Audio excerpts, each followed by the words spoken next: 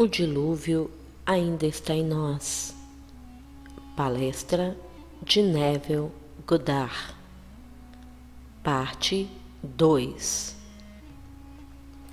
Então eu disse para as senhoras: Senhoras, isso é um sonho. Todo este vasto mundo é um sonho. Então eles estavam com medo de mim. Quem não teria medo de um homem que, de repente, aparece em um lugar onde você está andando e lhe diz que este vasto mundo é um sonho? Você pensaria que ele é louco. Ele é louco. Então, eles pensaram que eu era louco.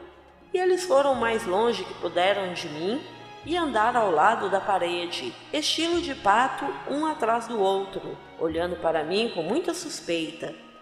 Então eu vi esse objeto pendurado no espaço. Isso me lembrou de um objeto similar que eu tinha visto na casa de um amigo em North Hollywood. Então eu disse a eles: Olha, vê isso. E eu segurei e, para minha surpresa, não é leve. Essa não é uma imagem posterior. Essa não é uma imagem de memória. Isso é real. A coisa é sólida. Bem, eu segurei. E a essa altura eles estavam bem abaixo. Eles deram uma última olhada enquanto olhavam para mim e então correram para a sala principal. E aqui estou eu, sozinho segurando isso. Eu disse para mim mesmo: Neville, você sabe que isso é um sonho. A origem é um sonho. O fim é um sonho. Vamos, acorde. Fechei os olhos para o óbvio e segurei essas coisas aqui. E não consegui abrir os olhos novamente e ainda estou de pé ali. Eu disse: como vou voltar para o meu quarto em Beverly Hills? Eu não sabia o que. Não havia lugar para onde eu pudesse ir para me levar de volta para lá. Mas me lembrei, o sentimento é o segredo. Eu estou segurando isso aqui agora e é real, é sólido. Eu sou sólido. Eles são sólidos. Eles ouviram minha voz. E eu desci e cada passo era solidamente real como andar aqui agora. Então, imaginei que minha cabeça estava em um travesseiro. E quando pude sentir um travesseiro sob a cabeça enquanto eu estava de pé, de repente me senti numa posição horizontal. E minha cabeça estava em um travesseiro. Então, de repente, pude sentir aquele travesseiro, mas estava cataléptico. Eu não conseguia abrir meus olhos. Eu não conseguia mexer a mão. Eu não conseguia mexer um dedo. Aqui estou eu, um ser vivo em um corpo morto. Então eu disse a mim mesmo: eles vão encontrar o corpo amanhã de manhã e eles têm que cortá-lo, porque eu estou seguro por um pouco. E para provar que ninguém tirou minha vida, eles têm que cortá-lo para descobrir por que ele morreu. Eles sempre têm que fazer essa pergunta, e eles dão um nome. Se eles não conseguem encontrá-lo, precisam dar um nome a ele. Então aqui estou. Eu não conseguia abrir meus olhos. Eu não conseguia mexer minha mão. Em cerca de 15 ou 20 segundos parecia muito mais do que isso. Meu dedo mindinho, eu poderia movê-lo, e então eu poderia mover um pouco a minha mão. Eu ainda não conseguia abrir meus olhos. Nós estávamos dormindo em uma cama de casal. Então eu empurrei minha mão para fora, minha mão esquerda, e eu podia sentir o calor do corpo da minha esposa. Com isso, eu sabia que estava de volta na minha cama. Em mais 15 ou 20 segundos eu pude, com grande esforço, abrir as pálpebras dos meus olhos. E aí vieram todos os objetos familiares nas paredes. Na mesa, tudo voltou à consciência. Agora eu havia entrado em um mundo tão real quanto isso. Eu estou lhe dizendo, existem mundos dentro de mundos. E eles estão todos aqui, bem aqui. Apenas como ligar um rádio, você ouvira levemente e você tem um novo comprimento de onda e uma nova estação entrando, trazendo algo completamente diferente. E eles não estão interferindo um com os outros. E esses mundos estão todos aqui agora, e eles são povoados, assim como estamos povoando este mundo. E eles são tão reais quanto este mundo. É terrestre e não, você não precisa andar até ele. Eu estava na cama. Eu parecia entrar nisso.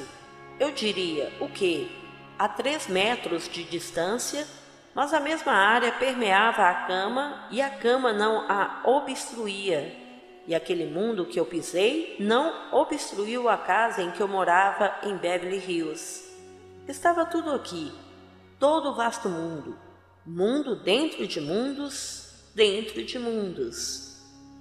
Então eu digo a você, fatos são o dilúvio. Esse é o dilúvio. Não houve outro tipo de inundação. Estamos realmente inundados com os fatos da vida. E esses fatos nós os mudamos todos os dias. Hoje esta é a causa de fulano de tal. Amanhã não é assim. É outra causa que encontramos e no dia seguinte outra causa. Mas, embora não tenhamos encontrado a próxima causa, acreditamos que seja o fato e adoramos os fatos. Então eu te digo, todas as coisas estão na imaginação humana. O homem é toda imaginação, e Deus é homem, existe em nós e nós nele. O corpo eterno do homem é a imaginação, e esse é o próprio Deus. William Blake. Não há outro Deus, é toda a sua própria imaginação humana maravilhosa. E a única coisa que todo o vasto mundo sofre é o despertar da imaginação. E quando chega, vem com o nascimento do Filho prometido que liberta um homem dos horrores deste mundo, que chamamos de o mundo da natureza. Pois a natureza é simplesmente aquele princípio do qual depende a mesmice das formas da luz transmitida. E assim a coisa vai, mais e mais. Você não observou um ano? Que uma determinada época do ano o dinheiro está apertado? De repente, ela flui e um determinado período do ano para. Por quê? É um hábito, é um estado transmitido. Você conserta esse fato em sua mente. E se você tiver $50.000 hoje e disser que é o mês de dezembro, quando o dinheiro está sempre apertado, você vai emprestar o dinheiro ou doá-lo antes de dezembro chegar. Então, quando isso acontecer, você vai estar apertado novamente. É um estado peculiar. Eu diria escravidão, essa coisa chamada natureza, na mesmice das formas da luz transmitida.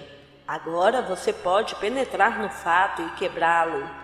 E é isso que estamos aqui para ensinar.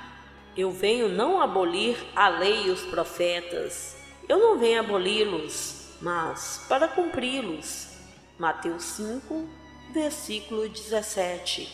E dizer-lhe a lei real não é lavar as mãos antes das refeições, embora seja uma coisa muito boa e limpa a fazer. Não está dando certas dietas, fazendo isso, aquilo e aquilo outro. Ele explica que toda a lei é psicológica. Ele pega um dos mandamentos, que é um gráfico, para mostrar como tudo deve ser interpretado psicologicamente. Ele disse: você já ouviu falar do passado, não cometerá adultério. Mas eu vos digo que todo homem que se interessar por uma mulher já cometeu o ato em seu coração com ela. Mateus 5, versículo 27 e 28. Bem, o que o homem não tem? Que homem não violou isso? Então, ele diz a coisa toda é uma coisa psicológica. Você não pode conter o impulso. Você pode contê-lo baseado em 1000 pequenas razões. Talvez você tenha medo das consequências. Talvez você esteja com medo de que alguém descubra. Talvez você tenha medo disso, daquilo e do outro. Mas o impulso estava presente e ele lhe diz que o impulso é o ato. Bem, se o impulso é o ato, então os atos criativos são imaginários, pois foi um ato imaginário. Então tenho que observar meus atos imaginários, pois o ato imaginário é um fato. Vai realmente se tornar um fato, e então vai me confrontar. Havia uma dama em São Francisco, ela disse: meu irmão me disse, acho que ele é inocente, mas não conheço os fatos do caso. Mas ele foi dado 6 meses no trabalho duro. Ele está no exército, e não acho que meu irmão deva ter 6 meses de trabalho duro no exército. Eu disse: você quer que ele saia? Ela disse: certamente eu faço. Eu disse: eu te digo que você pode tentar, para que possa dar todo o louvor a si mesmo e não a mim. Faz você. Bem, o que devo fazer? Se ele estivesse fora, ele voltaria para casa? Oh, sim, ele viria direto para o meu lugar. Tudo certo. E se ele veio ao seu lugar, o que você faria? Bem, ela disse: eu jogaria meus braços ao redor dele, o beijaria e o sentiria. Eu disse: tudo bem, faça isso. Quando você voltar para casa esta noite, sente-se onde você normalmente se sentaria. E apenas imagine que seu irmão está lá e que você o abraçou e beijou. Na manhã do domingo seguinte, em minha reunião em São Francisco, aquela mulher levantou e contou sua história. Ela disse: eu fui para casa e imaginei que ouvi a campainha tocar, e a campainha está no andar de baixo. Eu tenho que descer um lance de escadas para atender a porta. Então, ouvi-o tocar e desci as escadas e abri as portas, e ali estava meu irmão. Voltei para o andar de cima. Não havia nenhum irmão, mas eu fiz tão vividamente que foi quase como uma decepção que eu não o visse de pé ali, porque parecia tão real para mim. Bem, alguns dias depois ela estava sentada no andar de cima e a campainha tocou. Ela disse: eu quase quebrei meu pescoço para descer. Eu sabia o que ia acontecer. Quando ela abriu a porta, ali estava seu irmão. Ela se levantou na plateia e contou a história para os milhares que estavam presentes naquela manhã de domingo. Todos eles a viram. Ninguém, presumo, iria verificar isso. Eu confiei nela implicitamente. Se ela mentiu para mim, então depende inteiramente dela. Mas estou convencido de que a coisa toda era verdadeira. Eu não vejo você. Eu acredito em você quando você me diz que isso aconteceu. Mas a coisa é praticar. Nós somos o poder operante. E o dilúvio está ligado. Que ninguém lhe diga que o dilúvio acabou. E o dilúvio é cada vez mais profundo, porque estamos cada vez mais inclinados a fatos da vida. Você quer fatos? Bem, é melhor você fazer as paredes da prisão mais grossas, mas aprenda a penetrar nos fatos. Ao penetrar nos fatos, você deve ir para um determinado objetivo além do fato. O que você quer agora? Bem, então você entra no estado do desejo cumprido. Qual é o estado? Você decide. Você determina o que você quer neste mundo e vai direto para esse estado e depois ignora os fatos. Suponha que os fatos agora ainda negam o que você fez. Não importa. Deixe os fatos permanecerem. Eles vão se dissolver. Todos eles se dissolverão, porque você permanecerá fiel e ocupará o estado. Você não vai mais construir e não ocupá-lo. Você vai ocupar o estado. E como você ocupa o estado, vai funcionar. Você pode fazer isso com um trabalho. Um amigo meu em Nova York, ele veio do Oeste. Ele era engenheiro e disse: Neville, quero mais dinheiro e quero mais responsabilidade. Eu quero trabalhar para uma certa empresa. Eu disse: Você sabe onde eles estão? Ele disse: sim, na Avenida Madison. Eles fazem trabalho internacional. Eles constroem pontes, constroem barragens, eles constroem coisas em todo o mundo.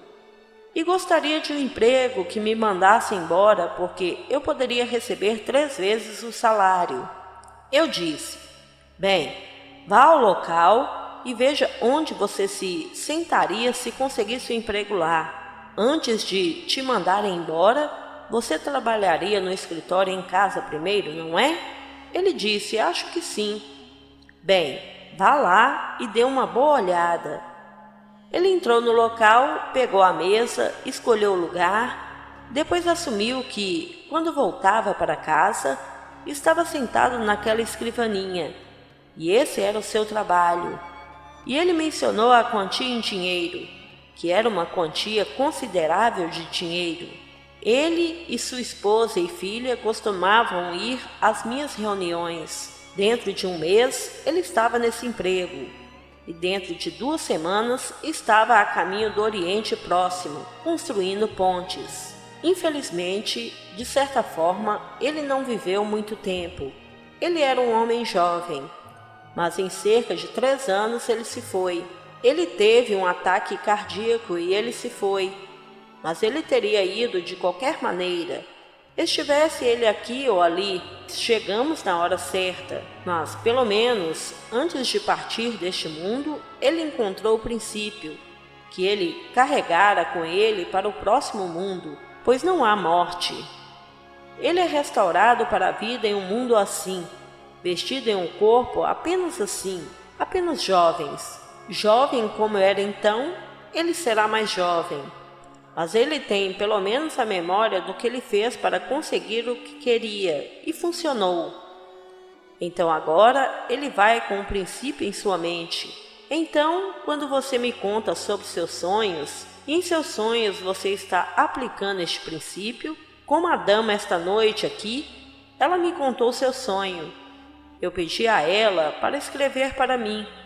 Mas no sonho, ela está realmente discutindo com os outros esse princípio de imaginação e como você imagina um certo estado e você o produz neste mundo, e que não há nada neste mundo que morra.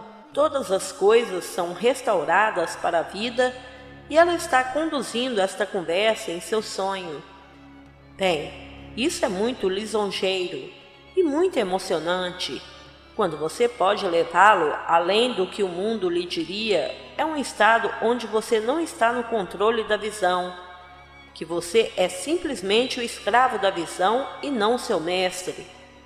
Você não o dirige, você simplesmente segue isto.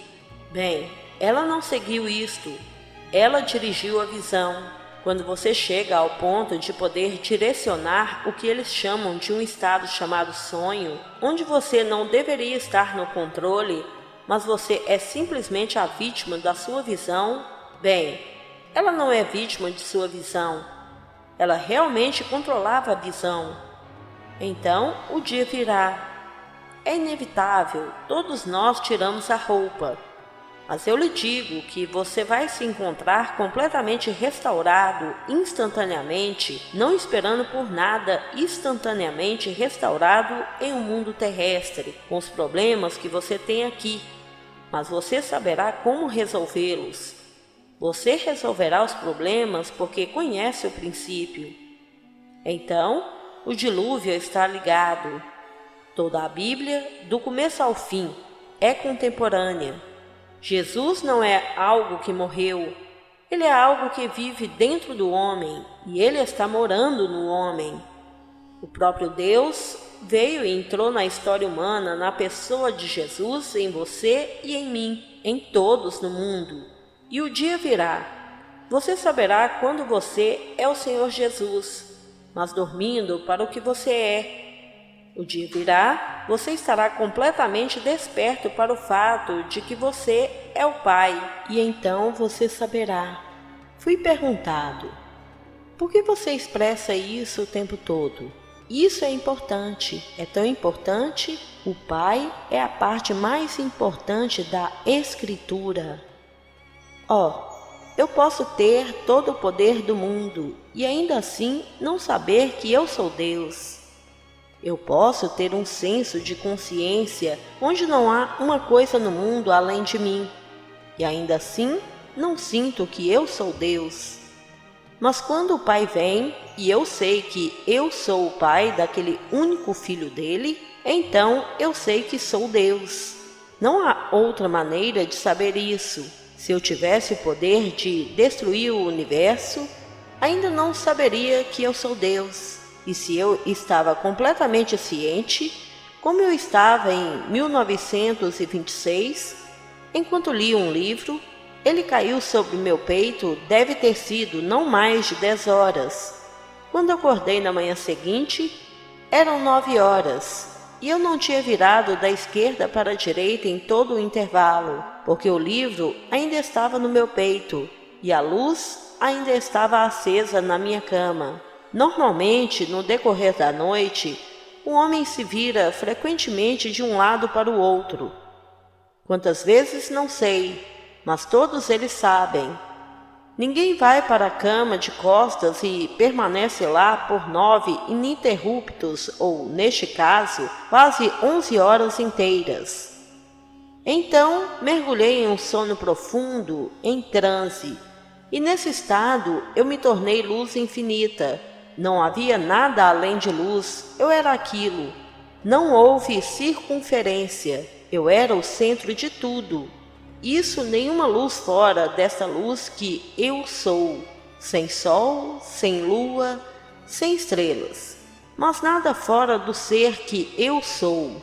Eu era infinito, pulsando luz, mas ainda assim não trouxe de volta a sensação de ser Deus. Isso me evitou. Mas quando você vê o seu filho, e esse filho o chama de pai, então você sabe, e não há dúvida em sua mente sobre quem você é. É por isso que eu digo que esta é a parte mais importante das Escrituras, e ainda assim é a única coisa que as pessoas vão me questionar. Por que você enfatiza isso? Por que você repete isso repetidamente? Porque é a única coisa no mundo que você um dia vai experienciar que irá convencê-lo de que você é Deus. Nenhuma coisa no mundo vai convencê-lo fora disso. Mas enquanto isso, podemos penetrar nos fatos. O homem preso não precisa estar atrás das grades. Estamos presos pelas coisas que fazemos. Tudo bem, podemos quebrá-los. Quebre qualquer coisa neste mundo. Um homem pode ser preso pela gula. Ele pode quebrá-lo se souber o que quer. Ele talvez não queira realmente desistir. Se ele quer desistir, deixe-o criar em sua mente uma cena simples que, se ele tivesse desistido, um amigo ou algum parente saberia. Ele não se gaba disso. Eles simplesmente sabem. E há uma discussão normal de que ele não tem mais desejos por isso. Ele não tem desejo por isso. Ele não tomou nenhuma droga para isso. Ele não fez nada para alimentá-lo. Simplesmente não estava lá. Que gosto certo que temos neste mundo, de repente. Você teve isto. Você está saturado e não quer mais. Todas as coisas são adquiridas. Hoje eu gosto, por exemplo, de uma coisa chamada ostra. Eu os amo, especialmente aquelas lindas ostras orientais. Mas a primeira vez que tive uma ostra, pensei em morrer. Eu era um menino pequeno. Eu devia ter uns 9 ou 10 anos e desci para o foi então chamado as Ilhas Virgens, propriedade da Dinamarca. São agora nossas ilhas, São Tomás, São João e Santa Cruz. E minha mãe me disse: agora, Neville, você está indo para um lugar estranho e eles falam danske. Você não entende a língua, mas vai sobreviver. Você está indo para uma pensão onde pode haver 20 ou 25 embarques. Vocês todos se sentarão juntos em uma grande mesa. Agora você é um menino e não conhece seus hábitos. Então observe o que a dama faz, e tudo o que ela faz, você faz. Sentei-me à mesa e aqui estava este prato de ostras. Eu nunca tinha visto ostras na minha vida antes, e depois todas as pequenas coisas antes disso. Eu vi esta senhora pegar um garfo do lado, então eu peguei meu garfo. Ela pegou outra coisa, depois um pouco de tabasco, e fez todas essas coisas. Então enfiou na ostra e mergulhou em tudo o que fizera. Ela fechou os olhos e comeu como se tivesse mel em sua boca. Eu esperava a mesma coisa, então fiz a mesma coisa. E quando eu peguei aquela coisa na minha boca, Senhor, não queria, e eu não poderia falar sobre isso. Eu não deveria trazer isso. Mãe me disse isso, então aqui ficou preso. Mas a parte engraçada sobre isso, eu não só tinha aquele. Eu olhei para baixo para descobrir que havia 5 outros. E eles tiveram que descer. Bem, essa foi a minha introdução às ostras. Mas hoje eu os amo. Adquiri o gosto pelas ostras. A primeira vez que tomei uma bebida, não posso contar a ninguém que era algo como mel para mim. Mas eu adquiri o gosto e hoje desfruto de uma bebida. Eu tento não ir além de um certo ponto, porque quero manter minhas faculdades vivas. Mas eu gosto de uma bebida. Eu tentei adquirir um gosto por fumar, mas não posso. Por isso desisti, depois de experimentar por cerca de 6 meses e não consegui. Eu tinha apenas 21 ou 22 anos. Não conseguia desfrutar de um cigarro, charuto ou qualquer coisa. Isso me deixou doente. Então desisti, eu nunca adquiri isto. Mas todas as outras coisas que adquirimos, nós não viemos ao mundo com esses gostos. Nós adquirimos esses gostos. Você pode adquirir o gosto de viver com conforto. Você pode adquirir o gosto de viver como um cavaleiro ou uma dama. Adquirir o sabor. Se você quer realmente viver como uma dama, viva como um cavalheiro, sem pressão para pagar o aluguel, sem pressão para fazer essas coisas. Tudo certo. Suponha que você é aquela dama, você é aquele cavaleiro. Penetre os fatos. Os fatos dizem que você não é. Você não tem isso. Penetre os fatos e viva o estado como se você tivesse. E posso lhe contar por experiência, você terá. Você vai realmente tê-lo. Não me pergunte como. As formas e meios estão contidos no estado em que você entra. Então, você entra em um estado. Ele contém tudo o que é necessário para externalizar esse estado. Então, escolha o seu estado, um estado adorável, e vá direto para aquele estado e habite nele. Eu chamo isso de ocupar o estado e pensar a partir disso em vez de pensar nisso. Assim como você agora pensa a partir do seu estado atual com todos os fatos ao seu redor para ancorá-lo nisso. Entre em um estado, tudo em sua imaginação, e os fatos aparecerão para ancorar você nesse estado. E no dia em que você se cansar, você pode sair disso e entrar em outro estado. Você sabe que quando você se muda para uma nova casa ou se muda para uma nova cidade, precisa se ajustar a ela. Bem, você é o peregrino passando por estados não numerados. Os estados permanecem, mas você, o peregrino, passa por eles, como um viajante passando por uma cidade. A cidade continua, mas você, o viajante, passa por isso. Então, você vai direto para outra cidade. Você não esfrega o estado. A pobreza continua a ser um estado, quando um homem que já foi pobre se afasta dela. Ele sai do estado de pobreza para o estado de afluência, mas não destrói o estado de pobreza. Qualquer um pode cair nisso.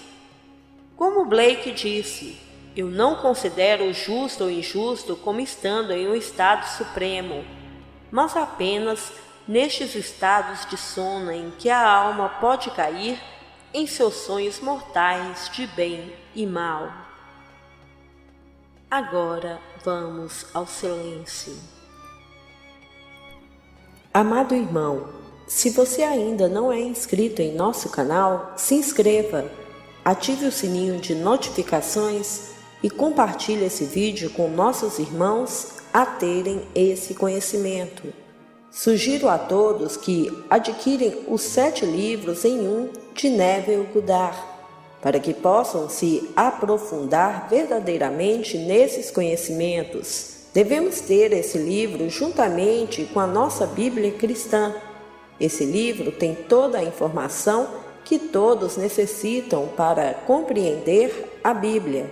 Clique no link abaixo, na descrição desse vídeo, e adquira agora o livro impresso O Despertar da Consciência, ou poderão adquirir os 7 e-books digitais ou mesmo adquirir o pacote completo que está com um valor sensacional. Adquira agora para que possa ter o discernimento que tanto almeja, passo a passo nos 7 livros. Muita paz e luz a todos. Namastê.